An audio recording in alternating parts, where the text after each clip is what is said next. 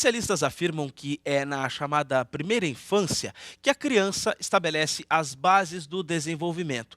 Do 0 aos 3 anos começam as primeiras noções físicas, intelectuais e psicológicas. Este é um dos temas da Semana do Bebê de Canoas, promovida pela UBRA e que tem atividades até amanhã. Esse também é o nosso assunto com a doutora em psicologia e professora do curso da UBRA, Aline Groff Vivian, perdão, professora. Boa noite, seja bem-vinda, professora.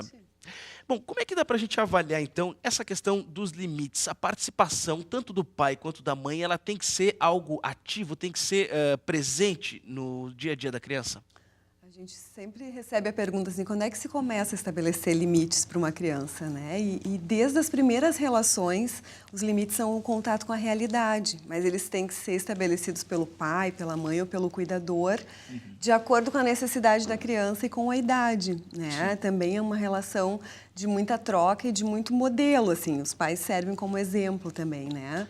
Antes da próxima pergunta, eu quero lembrar que você participa com a gente pelo WhatsApp 9588-2374. Quer tirar alguma dúvida, quer fazer uma pergunta para a professora? Fique à vontade, mande a sua pergunta para cá. Bom, a educação e também, muito se diz que a educação é um pouco do ensino psicossocial, né? Como é que dá para a gente avaliar, por exemplo, o papel da escola e o papel dos pais? São coisas distintas ou eles precisam caminhar juntos? As duas coisas, né? Apesar de serem distintos, eles têm que ter uma coerência, né? A criança realmente, do ambiente familiar, ela estabelece essas primeiras regras, as primeiras noções de até onde eu posso ir, né? Qual o meu limite, para depois no ambiente social da escola, a escola já é mais amplo, né? É onde ela vai ter que se haver com outros desejos, outras necessidades, e os professores fazem esse papel complementar, que começa com os pais ou com os cuidadores originais, os primeiros cuidadores da criança, que não são necessariamente os pais biológicos, mas sim, quem faz esse modelo para a criança, quem se oferece. Professora, e a gente tem visto uma certa desestruturação nas relações familiares nos últimos tempos. Tem um exemplo até dessa menina que foi alvo de um atentado na Cidade Baixa, foi brutalmente assassinada com 17 tiros. Ela teria, segundo as informações, uma relação tanto quanto tensa com os pais. Como que fica nessas situações de vulnerabilidade social em que a gente percebe que é algo presente, até com o assédio do tráfico de drogas? Qual é a situação nessas condições? A gente entende que se na adolescência chegou a esse nível, a esse ponto, anteriormente já havia uma desestruturação, novas configurações familiares, ou assim, famílias monoparentais, ou a ausência de uma figura de autoridade. Tem estudos que mostram que o envolvimento com violência, até com a criminalidade, fica favorável a partir dessa falta que se daria já desde o começo da vida, né? Desde a primeira infância. Isso é um reflexo, inclusive, de uma estrutura falha, né? Primeira estrutura falha, e isso acaba se tornando uma repercussão, né? E no caso, até a senhora comentou, né, a questão das relações monoparentais. Só que, muitas vezes, também as famílias têm tido números de filhos menores do que a gente tinha na década de 70, por exemplo. Há uma diferença nesse sentido da criança saber o seu limite? Porque quando há um filho único, ele é dono de toda a casa, mas quando tem dois, eles têm que dividir. Como é que fica essa relação? Sim. Há um novo cenário, né? A gente pode pensar também novas crianças, né? Se a gente for pensar nos manuais de psicologia do desenvolvimento, hoje as crianças adquirem, antes do que a gente previa, há muitas aquisições de linguagem, o próprio acesso à tecnologia, mesmo nas classes menos favorecidas, acaba fazendo também com que surjam novos desafios para os pais, né? Qual é a necessidade dessa criança?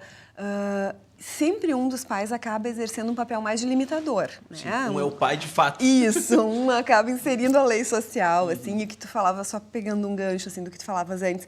Às vezes, quando não há isso, o Estado parece que tem que prover isso. Sim. Essas menores infratores, parece que a lei se impõe de fora para dentro.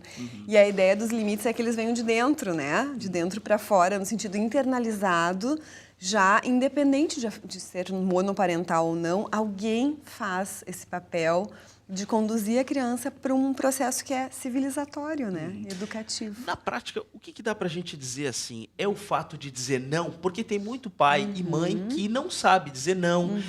Muitas vezes as crianças acabam até achando que tem mais poder ou tem um poder de barganha com a mãe, com o pai e a mãe. Essa é o principal, esse seria o principal ponto, dizer não para a criança? Sim.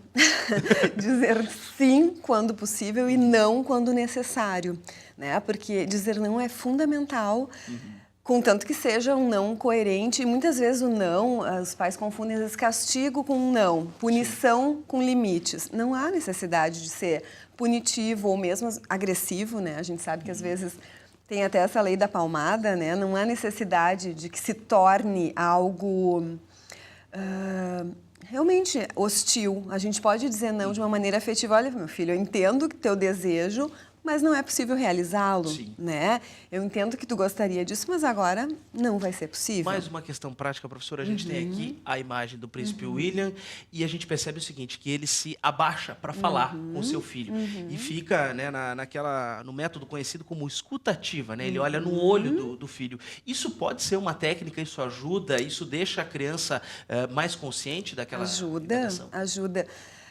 Isso é uma técnica, mas mais do que realmente olhar no olho é estar convencido de que o que tu está fazendo é o melhor para a criança. Sim. Porque às vezes os pais se pegam, qual é o manual? Como é que é a forma correta de se aplicar limites?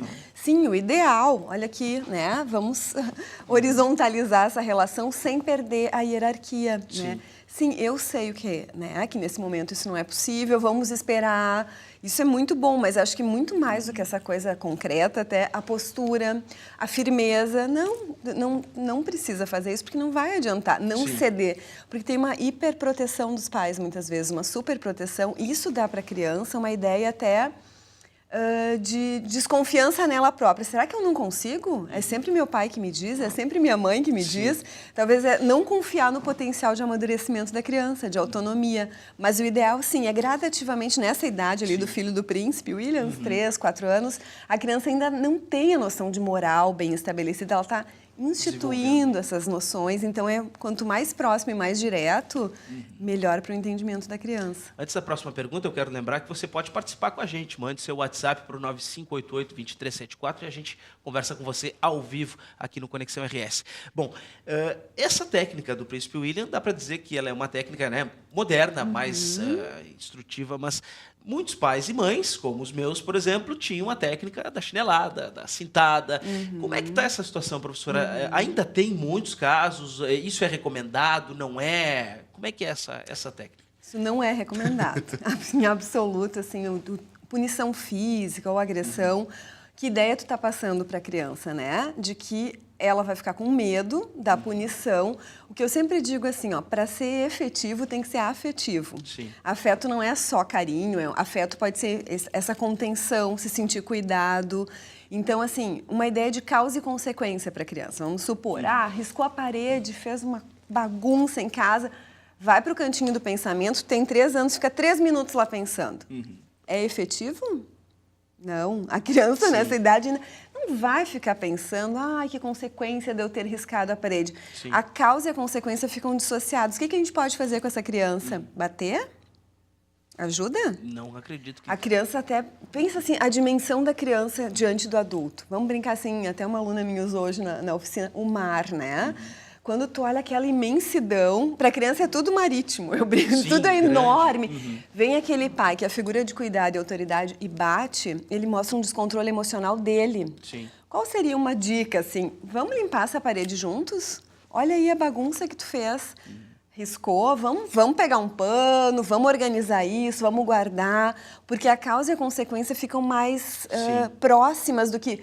Vai para o castigo, eu vou te bater, muito mais até auxiliar a elogiar. Olha só, isso não foi tão legal, vamos lá resolver isso. Quebrou o brinquedo, agora tu não pode mais brincar. Vamos tentar consertar, agora o teu brinquedo está quebrado. Então, E assim, agora não pode brincar. é uma consequência e não precisa necessariamente, porque a agressão, que modelo tu tá passando? Não é uma incoerência? Sim, Se eu discordar sim. contigo agora, eu vou aí te... Claro, embate no Escuta, apresentador. tu não entendeu o que eu estava te Sim. falando?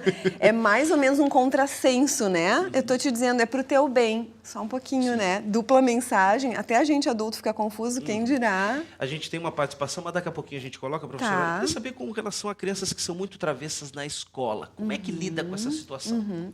Daí é o que tu falava antes, assim, uma parceria dos pais com a escola, da escola poder sinalizar, possivelmente uma consequência do ambiente familiar, Sim. né? Olha, essa criança não consegue seguir minimamente algumas regras. Também ver que idade tem essa criança, se a escola está fazendo exigências adequadas a ela. Que contexto familiar? De repente chega um irmão, nasce um Sim. irmão. A criança vai regredir, vai chamar atenção, né? E às vezes a criança pequena nem tem a intencionalidade, eu tô aqui te desafiando. Sim. Não, ela está muito mais até se desafiando, né? Se conhecendo. Chegou a nossa dúvida da Graziela de Canoas, professora. Estou no meio de um divórcio e tenho 2 meninas de 6 e 4 anos. O pai e os avós fazem todas as vontades e eu proíbo. Coitado. Está no meio do fogo cruzado. Elas pensam que eu sou malvada. O que fazer? Tem dias que é difícil controlar sozinha. Aquela relação monoparental que a gente comentou. O ideal, que eu sei que não é real, especialmente às vezes em conflitos conjugais, os adultos têm que conversar, né? Isso é péssimo. Assim, lá no pai tu pode, não conta pra mãe que aqui tu come chocolate. Lá na avó tu dorme a hora que tu quer, tu faz o que tu quer. Sim. Aqui a mãe alguém tem que fazer esse papel, mas o ideal seria que os adultos conversassem e algumas coisas básicas, o que pode, o que não pode, né? Tem horário para dormir, tem horário para comer, sim, pode comer doce, são coisas que não são as crianças que definem, são os adultos. Sim. E a mãe não vai ser malvada, na verdade ela é a que está cuidando. Como eu disse, ser muito permissivo, sim, pode ser um descuido. Estamos chegando no final, professora. Temos que dar o serviço, claro, da Semana do Bebê. Sim, acontece até amanhã, sim, aqui em Canoas. Queria pedir para que a senhora, sim, nos passasse as informações. Então, é a primeira Semana do Bebê. A gente trabalha com essa ideia de promoção da saúde desde a primeira infância, né? E é uma semana que ocorre há 18 anos já em Canela. Ela já é uma adolescente, quase adulta lá, e aqui ela está nascendo. A gente realiza oficinas na comunidade falando sobre temas ligados à infância, porque acreditamos que a infância é um período constituinte das bases do psiquismo humano. Então, assim, quanto antes a gente começar, mais preventivo vai ser o nosso papel. Então, amanhã ainda tem uma oficina ocorrendo na Escola Municipal de Educação Infantil Voz Sara, no bairro Matias Velho. A gente realizou oficinas na Unidade Básica de Saúde hoje sobre limites, sim, com uma participação expressiva da comunidade. E a cada ano esse bebê vai crescendo, o bercinho dele vai ficando menor e a gente vai expandindo os horizontes para que a comunidade também se intere desse tema. E a gente torce e oferece sempre espaço aqui na Ubra TV para participar, principalmente com esses assuntos e temas que são importantes para todo mundo, a gente percebe ali. Sim. Para quem quiser mais informações, está no site da Ubra aqui, a Semana do Bebê, todas as informações no site ubra.br. Professora Aline Vivian, muito obrigado pela participação aqui no Conexão RS. Obrigada.